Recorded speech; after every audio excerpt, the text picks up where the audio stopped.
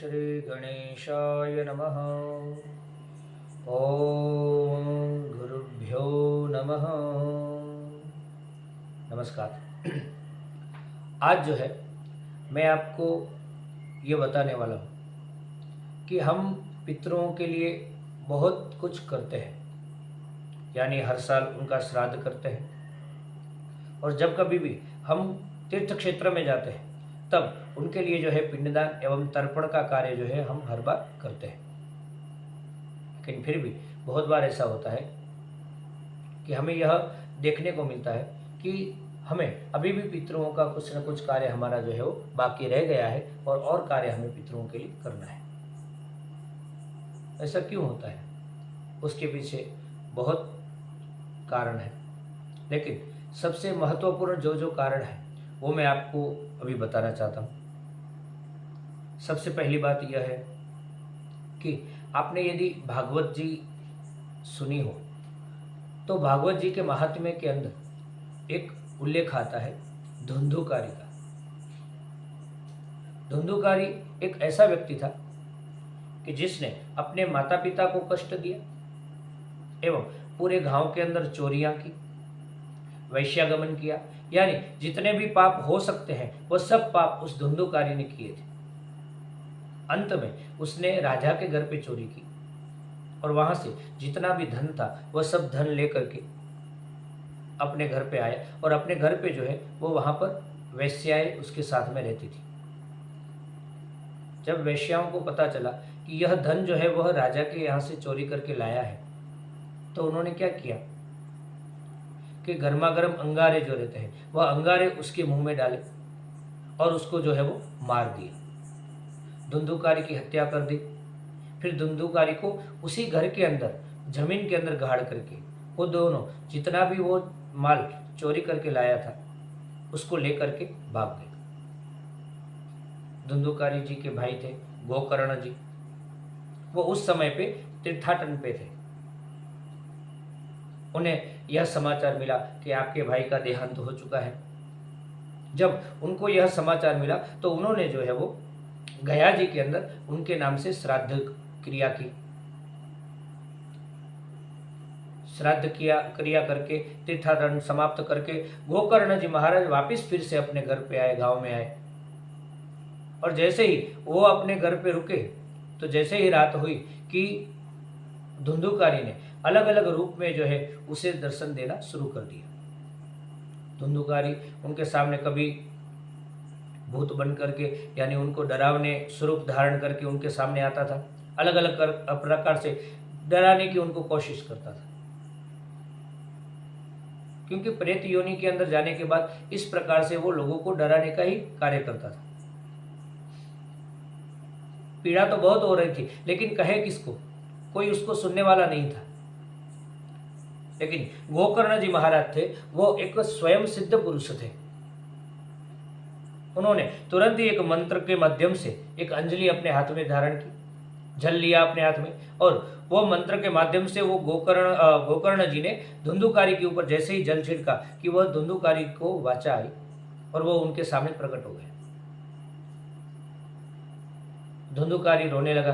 धुंधुकारी ने कहा, मैं आपका ही भाई हूँ, इस प्रेत योनि के अंदर मुझे बहुत ही पीड़ा हो रही है, कष्ट हो रहा है, तो कृपया मुझ पे कुछ दया करें और मुझे इस प्रेत योनि में से मुक्ति मिले, ऐसा कोई आप उपाय बताएं। गोकर्ण जी तुरंत बोले कि मैंने तो तेरे लिए गया जी के अंदर श्राद्ध किया है, तो तेरी तो मुक्ति हो जानी चाहिए थी, फिर भी तेरी मुक्ति क्यों नहीं हुई? तब धुंधुकारी ने बताया कि आप जो है यदि चाहे कितने भी मेरे लिए गया जी के अंदर श्राद्ध करें, आप चाहे मेरे लिए 100 श्राद्ध भी करेंगे गया जी के अंदर, तो भी मेरी मुक्ति नहीं हो पाएगी, क्योंकि मेरे पाप ही इतने सारे हैं कि वह संभव ही नहीं है। तो कृपया आप जो है मेरे लिए कोई नया उपाय सोचें। वो कर्ण जी ने धुंधुकारी को आश्वासन दिया कि तू चिंता मत कर, मैं तेरे लिए कुछ करता हूं। सुबह होते ही गोकर्ण जी ने भगवान सूर्य नारायण को अर्घ्य दिया और भगवान सूर्य नारायण को प्रसन्न करके उन्होंने जो है सूर्य नारायण भगवान को प्रार्थना की कि मेरा भाई जो है अभी भी प्रेत योनि के अंदर है, मैंने उसके लिए गया जी में श्राद्ध भी किया था, फिर भी उसकी मुक्ति नहीं हो पाई है, तो कृपया आप मुझे बताएं। तब जाके भगवान सूर्य नारायण जी ने उनको जो है वह 7 दिनों की भागवत सप्ताह उसका आयोजन करने के लिए बोला है कि आप जो है यह आयोजन करें, भागवत सप्ताह उसके लिए पढ़ें और प्रार्थना करें भगवान से, तो उनकी मुक्ति अवश्य होगी। तब जाकर के गोकर्ण जी ने एक भागवत सप्ताह का आयोजन किया और कहते हैं कि उस समय पे पूरा एक व्यासपीठ सजाया हुआ था। उस व्यासपीठ के पास में एक बांस की लकड़ी थी। जब धुंधुकारी को आह्वान किया गया, उसको बुलाया गया, तब वह सोचने लगा, क्योंकि वो तो वायु स्वरूप में था। भागवत सप्ताह के अंदर जो आयोजन हुआ था वो धुंधुकारी के लिए ही हुआ था, लेकिन वो आया, लेकिन वायु स्वरूप में था। इसके लिए क्या था, वो पवन से इधर उधर हिलता रहता था। तो वो सोच रहा था कि मैं अपने आप को स्थिर कैसे करूं। तो वहां पे जो व्यासपीठ के पास में बांस की एक लकड़ी थी, उस लकड़ी के अंदर जो पोल था, उस पोल के अंदर जो जगह थी उसमें जाकर के बैठ गया, ताकि वो आराम से भागवत जी को सुन पाए। 7 दिन समाप्त हुए। 7 दिन के बाद बराबर जैसे ही 7 दिन समाप्त हुए, धुंधुकारी जो है वो बांस में से एक दिव्य पुरुष के रूप में प्रकट हुआ और उसको लेने के लिए बोलते हैं कि देवताओं का विमान आया। जैसे ही देवता के दूत जो है उनको लेने के लिए आए, तो गोकर्ण जी ने उन देवताओं के दूत को रोक लिया और उन्होंने बताया कि भागवत जी तो पूरे गांव ने सुनी थी, फिर भी मेरे भाई के अकेले का ही मोक्ष क्यों है, या उसको ही सदगति क्यों मिली, बाकी को क्यों नहीं मिल पाई। जैसे ही ऐसा प्रश्न पूछा कि देवदूतों ने बताया कि आपके भाई ने इस बांस की लकड़ी में बैठ करके रोज इस भागवत जी का सिर्फ भागवत जी को सुना ही नहीं है, बल्कि उसका मनन भी किया है और चिंतन भी किया है, और पूर्ण चित्त जो है उन्होंने भगवान के ऊपर ही रखा 7 दिनों। लेकिन बाकी सब ने ऐसा नहीं किया है, इसलिए बाकी सभी की मुक्ति नहीं है, लेकिन आपके भाई की मुक्ति हो गई है। तो गोकर्ण जी ने, ऐसा कहा जाता है भागवत जी के अंदर, कि फिर से एक बार भागवत सप्ताह का आयोजन किया और पूरे गांव को उन्होंने जो हो मोक्ष पद की प्राप्ति करवाई।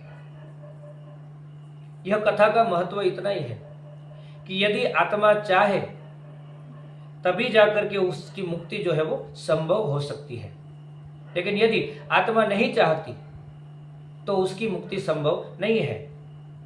बहुत बार ऐसा होता है कि पाप ही इतने सारे हैं कि हम एक बार उसके लिए करें, 2 बार करें, 3 बार करें, फिर भी उनको जो है वो पितरों के बारे में किया गया श्राद्ध जो है वो प्राप्त नहीं होता है।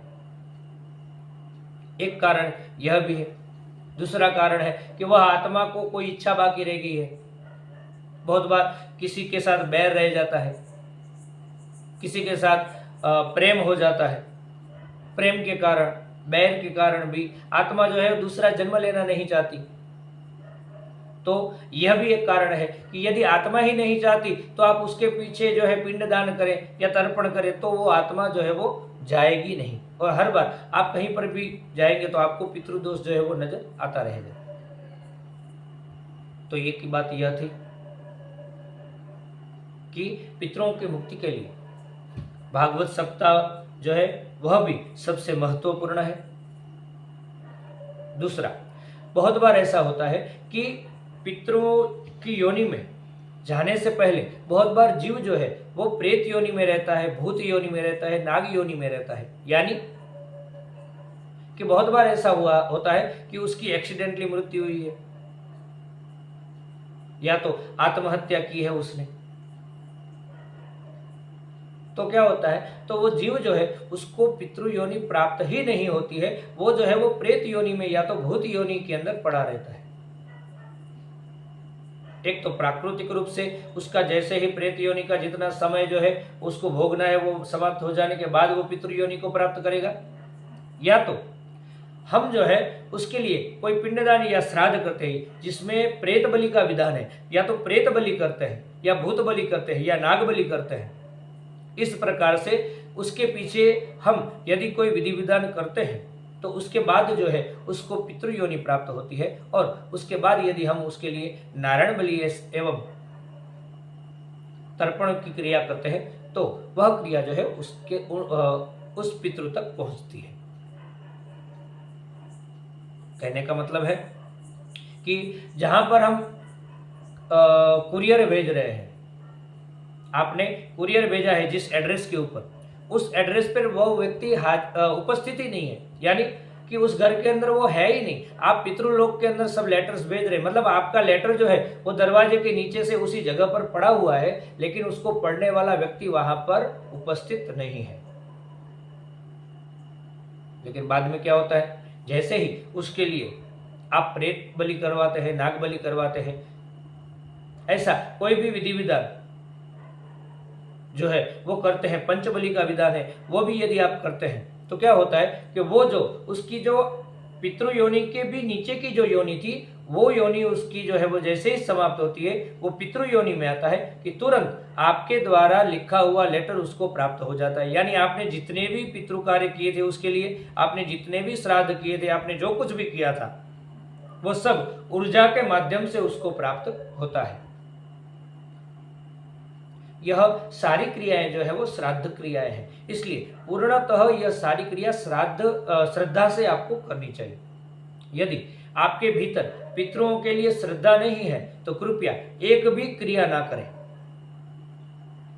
क्योंकि आपकी क्रिया जो है वो पहुंचेगी ही नहीं। यदि आपके मन में आपके पितरों के लिए भाव ही नहीं है तो आपका एक भी कार्य उन तक नहीं पहुंचेगा।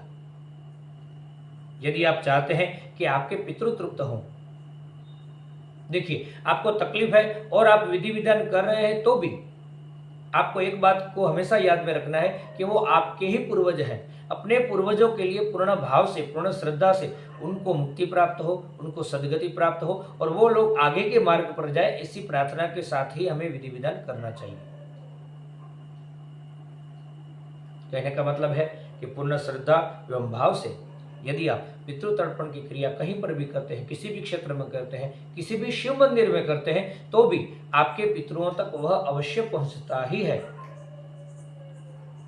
यह सारी भाषा जो है वह वाइब्रेशंस की भाषा है। बहुत बार आत्मा जो है वह दूसरा जन्म लेना ही भूल जाती है। हम सभी के बीच में वो कहीं ना कहीं जो है ना वो अटक जाती है। तो इस बात को अवश्य ध्यान में रखें कि पितरों को अपना जो कोई भी कार्य करते हैं वो नहीं पहुंचता, उसके पीछे का विधान यही है कि या तो हमारे में श्रद्धा की कमी है, या तो कोई पंडित जो है वो पूर्ण भाव से वह विधि विधान नहीं करवा रहा है, या तो हमने कभी भी अपने घर के अंदर कोई श्रीफल रखा हुआ है पितरों के नाम से, या कोई सुपारी रखी हुई है, या तो हम ऐसे ही बहुत बार या तो बार बार दीपक जलाते रहते हैं अपने घर में पितरों के नाम से।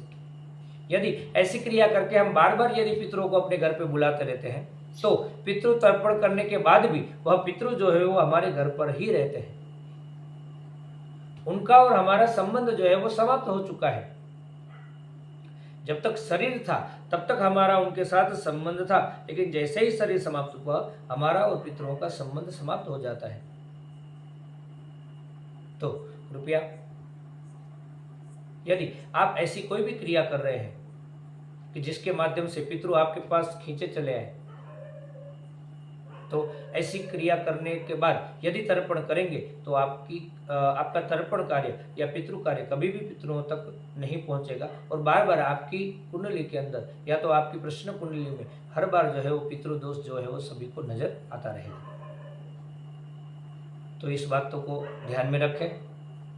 और यह पितृ कार्य हम हर 3 साल में कर सकते हैं, कोई दिक्कत नहीं है। जिस प्रकार से देवताओं की पूजा करते हैं उसी प्रकार से पितरों की भी पूजा हम जो है वो कर सकते हैं। पितरों की पूजा करने से भी हमारे घर के अंदर पुण्य की हमें प्राप्ति होती है। पितरों के हाथ में है कि आपके घर में कैसी आत्मा को आने देना। आपके घर में बहू कैसी आएगी, आपके घर में आने वाली संतान कैसी आएगी। तो यह सब बातें जो है वो पितरों के हाथ में है।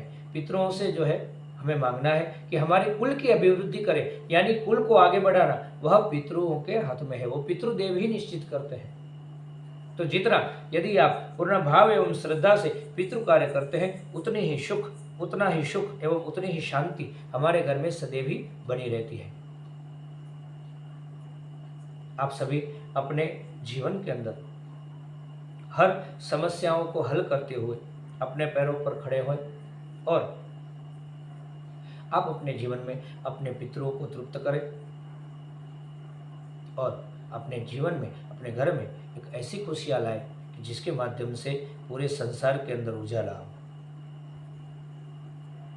आपके घर में ऐसे बालक की, ऐसे संतान की उत्पत्ति हो जो सिर्फ आपके घर में दीपक जलाए नहीं, बल्कि पूरे समाज के अंदर, पूरे देश के अंदर वह दीपक जला पाए। ऐसी आत्माओं को निमंत्रण देने के लिए पूर्ण भाव एवं श्रद्धा की आवश्यकता रहती है। जहाँ कहीं पर भी पितृ तृप्त रहते हैं, देवता जो है वह भी तृप्त रहते हैं, तब ऐसे घर में ऐसी आत्मा, ऐसी संतानों की जो है वो उत्पत्ति होती है। ऐसी संतान जो है वो आती है और उनके माध्यम से पूरे जगत का कल्याण होता है। आइए हम लोग हमारे ही घर से इस कार्य की शुरुआत करें। आपके घर पे यदि अभी आपकी तो शादी हो गई है, आपके बच्चे भी यदि बड़े हो गए हैं, तो आपके घर पे पोता और पोती आए, ऐसा शुभ संकल्प करते हुए पितरों के कार्य में भी आगे बढ़े और देवताओं के कार्य में भी आगे बढ़े। यही शुभकामनाओं के साथ नमस्कार।